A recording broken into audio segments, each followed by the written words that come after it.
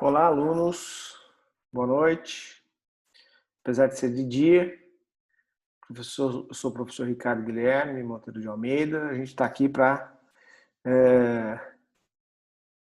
começar a nossa aula de pesquisa de mercado, nossa aula número 7, onde nós iremos falar hoje sobre técnicas que existem na aplicação de pesquisa de mercado, ou seja, algumas técnicas que são utilizadas e são aplicadas na pesquisa de mercado, onde normalmente há algum tipo de dificuldade de aplicação de uma pesquisa exploratória ou descritiva, conclusiva descritiva, que a gente não consiga obter o resultado que a gente gostaria de obter. E aí a gente vai obter técnicas, ou implementar técnicas para isso ocorra. Tá bom, gente? Então eu vou começar a nossa aula de hoje falando um pouco de aulas passadas, daquilo que aconteceu num primeiro momento, aonde eu descrevo exatamente o conceito dos tipos de pesquisa que existem no mercado. Então, vamos lá. Nós temos, na composição de uma pesquisa, nós temos dados primários e dados secundários. Os dados primários são quando a gente obtém os dados de uma pesquisa, efetivamente. Né? Então, a gente estrutura uma pesquisa, que pode ser num formulário Google, um documento qualquer, e a gente vai e obtém esses dados através de entrevista, através de observação, através de uma série de coisas. Então, esses são dados primários. Os dados secundários são informações provenientes de pesquisas antigas, de reportagens, de situações que aconteceram num passado, preferencialmente recente, e que esses dados secundários vão ajudar na composição da solução de um problema, que é o problema de uma pesquisa atual. Né? Então, por exemplo, eu estou falando aqui de uma pesquisa sobre carros, e aí eu começo a fazer uma pesquisa para obter dados primários. Mas eu posso obter, por exemplo, dados através de dados secundários, uma pesquisa realizada num passado relativamente recente, onde eu identifico que já foi feita uma pesquisa sobre carros e que traçou um perfil de um determinado público consumidor, um perfil que identifica gostos, hábitos específicos, quem é o comprador daquele carro, quem é o usuário daquele carro. E aí a gente aplica uma pesquisa para a obtenção de dados primários para confirmar ou não os dados secundários que nós já temos. Ok? Bom, em relação aos dados primários, né, nós podemos obtê-los através de duas frentes principais. Através de pesquisas exploratórias e de pesquisas conclusivas. Então, o que significa isso? Pesquisas exploratórias, a gente vai fazer uma pesquisa onde a gente não tem ideia do problema de pesquisa, ou seja, a gente não sabe exatamente o que está acontecendo com aquela condição no qual nós vamos estudar. Então, a gente faz uma pesquisa exploratória para tentar identificar realmente qual é o problema que ocorre, né? O porquê que as pessoas ou determinadas situações reagem em relação àquilo. Né? Então, por exemplo, para dar um exemplo mais simples, por que as pessoas deixaram de viajar para um determinado local? Vamos imaginar, né? Não estou falando da pandemia, evidentemente, mas estou imaginando por que houve uma redução do fluxo turístico para uma determinada cidade. Existem hipóteses que levantam isso, mas você não tem uma certeza totalmente clara sobre aquilo que motivou as pessoas a deixarem de viajar para aquele local. Então, você faz uma pesquisa exploratória para tentar entender com mais precisão os motivos pelo qual isso está ocorrendo. Uma pesquisa conclusiva já é diferente. Uma pesquisa conclusiva, você já sabe de antemão qual é o problema. E você vai fazer uma pesquisa para obter dados quantitativos, diferentemente dos dados qualitativos de uma pesquisa exploratória. Você vai pegar dados quantitativos, ou seja, quais são exatamente, qual é a quantidade de pessoas que não estão indo viajar para aquela localidade que você já sabe que existe um problema definido para isso, para as pessoas não irem. Então, vamos imaginar que numa pesquisa conclusiva você sabe que as pessoas estão deixando de ir para um determinado local porque aumentou muito a violência no local. Ou a cidade se tornou muito poluída, né, por um motivo ou outro. Então as pessoas deixaram de ir. Tá? Bom, sabendo-se do problema, eu quero quantificar, eu quero saber exatamente o seguinte, qual foi a redução do fluxo de pessoas que passaram, que deixaram de ir para aquele local. E aí eu faço uma pesquisa conclusiva. Ok? Bom, dentro da pesquisa conclusiva, eu tenho duas possibilidades de fazer uma pesquisa conclusiva descritiva, que é a principal pesquisa utilizada hoje, onde a gente descreve as situações que vão compor aquela pesquisa. Então, é uma pesquisa extremamente objetiva, uma pesquisa clara, que vai me dar resultados objetivos, finais, para que eu possa tomar uma ação efetiva em cima dela. E essa pesquisa descritiva, ela pode ser feita através de levantamento de dados, ou seja, eu faço uma pesquisa através de um formulário, né, de opinião, onde eu vou nas pessoas e tento obter as respostas que eu preciso. Ou eu tenho essas informações através de observação. Por exemplo, eu quero saber a motivação das pessoas de não comprarem tal macarrão num supermercado.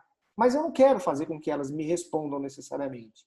Então eu fico num determinado local, dentro do supermercado, por exemplo, observando a reação das pessoas. Então a pessoa vai, pega o macarrão, olha, vê o preço, vê a data de validade, coloca no lugar, depois ela vai no concorrente, pega aquele macarrão, ela observou tal coisa e coloca. Então, os dados da observação são extremamente importantes para eu compor uma ideia do comportamento do consumidor para que eu possa efetivamente tomar uma decisão concreta a partir daqueles dados. Né? E, em paralelo à descritiva, a pesquisa descritiva, conclusiva descritiva, tem a pesquisa conclusiva causal. A pesquisa conclusiva causal me gera dados experimentais, ou seja, eu vou fazer uma pesquisa de relação de causa e efeito. Então, dando o mesmo exemplo dentro do supermercado, por exemplo, tem uma moça que está fazendo uma degustação de uma bebida, de uma comida, de alguma coisa nesse sentido, e ela me oferece, eu pego, como, ou bebo, e eu gosto e falo assim, pô, experimentei, gostei, aonde está esse produto? Ah, ela está aqui, o senhor pode pegar, o preço é tal, a validade é tanto, a gente está fazendo uma promoção do produto, se o senhor quiser levar, para levar para sua família, para experimentar. Então foi uma relação direta de causa e efeito. Eu experimentei, gostei e levei. Né? Como eu poderia ter experimentado e não ter gostado e não ter comprado. Então, a evidência dentro de uma pesquisa conclusiva causal é imediatamente a relação de causa e efeito. Eu experimento para identificar se eu vou gostar ou não vou gostar. Okay? Bom, a partir disso, nós vamos trabalhar, então, em cima de pesquisas qualitativas e quantitativas para a gente tentar entender a diferenciação entre elas, para que fique muito claro, para que vocês, sabedores daquilo que nós já passamos anteriormente, para que vocês tenham uma ideia mais recente de poder exatamente falar do tema da nossa aula. Então, a pesquisa qualitativa, ela tem algumas características que são totalmente opostas a uma pesquisa quantitativa. Então, basicamente, a gente pode dizer o seguinte, que numa pesquisa qualitativa, ela gera uma amostragem, ela tem dentro de um aspecto de cenário, né? Ela tem um aspecto mais familiar, mais natural. Por que familiar, natural? Eu estou falando disso, de pesquisa qualitativa, porque em muitas situações a gente faz focus group, né? A gente faz testes de observação. Então, eu estou dizendo que a gente se reúne em grupos para falar sobre um determinado assunto. Então, ela ganha essa conotação familiar, né, de uma naturalidade maior na fala das pessoas. A pesquisa quantitativa não. Eu saio com um formulário e eu entro numa fila da Caixa Econômica Federal e começo a obter informações com pessoas que eu nunca vi na minha frente, com desconhecidos. E isso não gera essa naturalidade que uma pesquisa quali oferece, né? E aqui eu estou identificando ela de uma certa forma como sendo uma pesquisa artificial, mas em relação à relação entre as pessoas, tá? Mas isso não significa que ela não tenha validação em relação aos dados que você vai obter. Em relação à amostra, uma pesquisa qualitativa ela é pequena. Eu faço um focus group, por exemplo, com 12 pessoas, 15 pessoas no máximo, né? E ela é não aleatória, ou seja, eu selecionei aquele grupo de pessoas com base num perfil previamente identificado para que eu pudesse conversar com essas pessoas, que elas pudessem me passar informações relevantes sobre um determinado assunto. Enquanto que numa pesquisa quantitativa, eu tenho que fazer uma amostragem preferencialmente grande, né, para eu reduzir minha margem de erro. Ela é aleatória, ou seja, são pessoas no quais eu nunca tive contato e eu vou pegando de uma maneira sem que eu necessariamente tenha que escolher. Então, em função disso, ela é aleatória. E ela é extremamente representativa, porque ela vai representar um número considerável de uma parcela de um público no qual eu quero estabelecer a partir daquele momento para que eu possa ter uma validação e um nível de confiabilidade relativamente grande dentro da minha pesquisa. Tá? Bom, em relação à coleta de dados, o investigador, né, a pessoa que está monitorando, que está fazendo a coleta de dados, ele é um instrumento primário, ou seja, ele está fazendo uma análise de todas as pessoas participantes, mas ele basicamente vai ser um observador, ele vai jogar uma informação para que as pessoas reajam com base nela. E essa reação vai fazer com que ele capte as reações e anote aquilo que está sendo relevante para ele. Enquanto que numa pesquisa quantitativa, você trabalha basicamente com escalas, com instrumentos que são inanimados, né? Ou seja, você vai trabalhar com questionários, você vai trabalhar com gráficos, com escalas, com desenhos, para que a pessoa observe e te dê uma resposta. Ok? Bom, do ponto de vista da análise de uma pesquisa, então a pesquisa qualitativa, ela é indutiva do ponto de vista do investigador, ou seja, ele induz as pessoas a darem respostas com base nas perguntas que ele está sugerindo. Tá? E as pessoas vão pensar e vão responder e vão discutir aquilo. Enquanto que do ponto de vista de uma pesquisa quantitativa, ela tem um perfil de análise dedutiva, ou seja, eu vou deduzir que a maior parte do meu público gosta de uma cor azul em relação à amarela, porque percentualmente falando, mais pessoas falaram da cor azul do que a cor amarela. Tá? E do ponto de vista da pesquisa dos resultados finais, a pesquisa qualitativa mostra para nós resultados compreensivos, né? Basicamente expositivos, ou seja, mostra que uma parte da população, uma boa parte da população gostaria de votar em determinado candidato, por exemplo, em função basicamente do seu comportamento, em função de determinadas características no qual ele possui.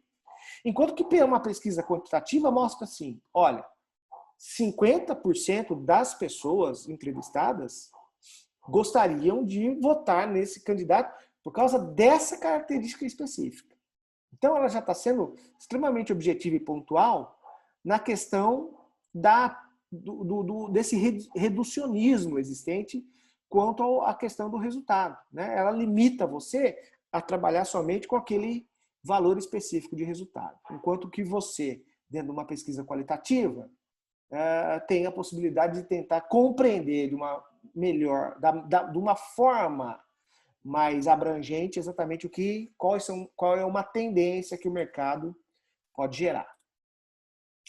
Bom, uma das características de uma pesquisa qualitativa é a formação de grupos focais. Então, nós também já vimos isso, os grupos focais normalmente revelam percepções por parte dos participantes, ele é realizado no máximo 12 pessoas, numa sala espelhada, fechada, normalmente com um moderador ou até dois moderadores. Você pode utilizar, ou até deve utilizar câmeras para filmagem. Ela normalmente dura em torno de 1h30, uma reunião com 12 pessoas. E o bom de você ter dois moderadores no grupo focal é porque você pode até trabalhar de uma forma onde os moderadores interagem, porém discutindo, entre aspas, pontos de vista diferentes. De tal forma que você fica fazendo esse ping-pong entre os moderadores e as pessoas que estão assistindo podem se definir em ir para um lado ou ir para o outro, né? Enquanto que você pode também ter um moderador onde ele joga uma determinada pergunta totalmente aberta e as pessoas começam a processar e responder aquela pergunta de acordo com o seu estilo de vida, com os seus pontos de vista e assim sucessivamente. Ok? Essas entrevistas em profundidade, né? Então, é também muito similar aos grupos focais, porém, nós fazemos de uma forma individualizada. Então, vamos imaginar o seguinte, eu quero saber sobre a questão que envolve a construção da expansão do metrô de uma grande cidade. Evidentemente, não são todas as pessoas que têm o conhecimento de engenharia para poder falar sobre isso, né? Então, eu vou fazer uma entrevista em profundidade com uma pessoa, um especialista dentro de uma área. E esse especialista vai me dizer exatamente, olha, nós temos determinados problemas para a construção, tal situação, a partir do momento que ela for resolvida, vai gerar tais benefícios. Então, eu estou conversando com uma pessoa só, fazendo uma entrevista de 1h, 1h30, mas ele está me passando informações extremamente específicas e direcionadas ao foco daquilo que eu preciso obter de informação para tomar uma decisão.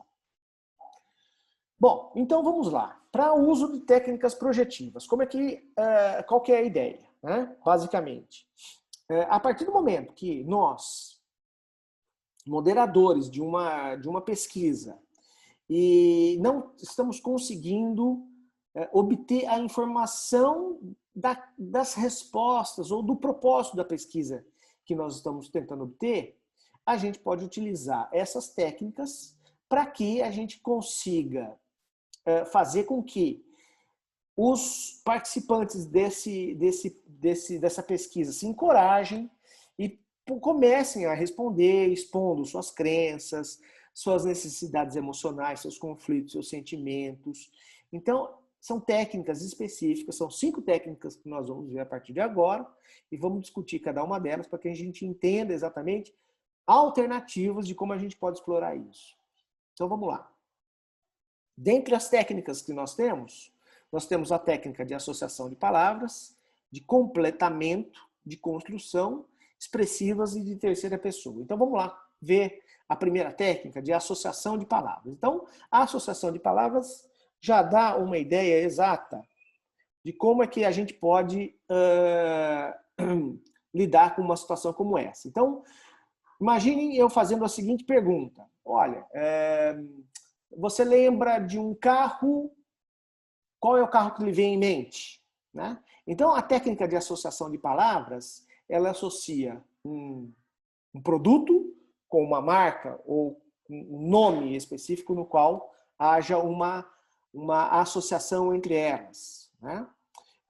Isso tem muito a ver com a pesquisa Top of Mind, que normalmente jornais e revistas fazem para lembrar quais são as marcas mais famosas de uma determinada região. Né? Então, que marcas de carro vem à mente quando falamos de segurança? E aí você fala Volvo, Peugeot, enfim, alguma coisa assim. Bom? Então, essas são as técnicas de associação de palavras. Técnicas de completamento. Então, as técnicas de completamento é para você, como diz a palavra, completar ou complementar uma frase inicial dada pelo moderador e que você vai, a partir disso, fazer uma associação da primeira parte da frase e você vai associar com aquilo que você entende que seja o correto dentro do seu ponto de vista sobre aquele produto ou aquele serviço. Então, por exemplo, quem usa Nike é o quê? É rico, é bonito, né? É snob, enfim. Então, a gente precisa obter essas informações para que a marca consiga se reposicionar ou se fortalecer junto ao mercado específico no qual ela atua. Então, essas são as técnicas de completamento. A terceira técnica é a técnica de construção, ok? Então, vamos lá. É uma técnica muito simples, onde você se baseia em figuras, basicamente, e você coloca, por exemplo, imagens para fazer uma associação. E veja que a gente está sempre falando de associação aqui, porque essa técnica ela faz várias associações. Essas técnicas são de associações, basicamente. E aí você fala assim, o que você acha do carro, ou vamos mudar um pouco, né, do exemplo, o que você acha do supermercado tal? Né? E aí você coloca uma carinha feliz, uma carinha que não tem nada a ver e uma carinha triste. E a pessoa vai falar assim, olha, o supermercado tal, para mim, quando eu vou, eu fico feliz. Mas o supermercado outro tal, quando eu vou, para mim é diferente. Né? Então são técnicas onde você faz a correlação através de figuras. Muito bem, essa é a técnica de construção. Vamos para a penúltima, que são as nossas técnicas expressivas. Né? Então, as técnicas expressivas, elas basicamente fazem com que a pessoa expresse a sua sensação ou a sua atitude sobre uma situação que está acontecendo. Né?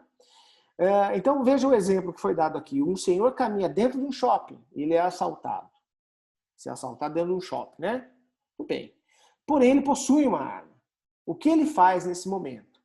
Então, é importante que essa pergunta ela não seja relacionada com a própria pessoa. Não é a pessoa que vai reagir a um assalto e ela possuir uma arma. Ela tem que se posicionar, o respondente tem que se posicionar, imaginando um senhor que caminha dentro de um shopping que é assaltado, porém que utiliza uma arma e o que ele poderia fazer naquele momento. Tá? Então, é muito importante, dentro dessa técnica expressiva, você separar essa situação de tal forma que a pessoa perceba que não é a reação dela para se dar uma resposta, mas ela se posicionar como sendo ou imaginando uma pessoa nessa condição. Ok?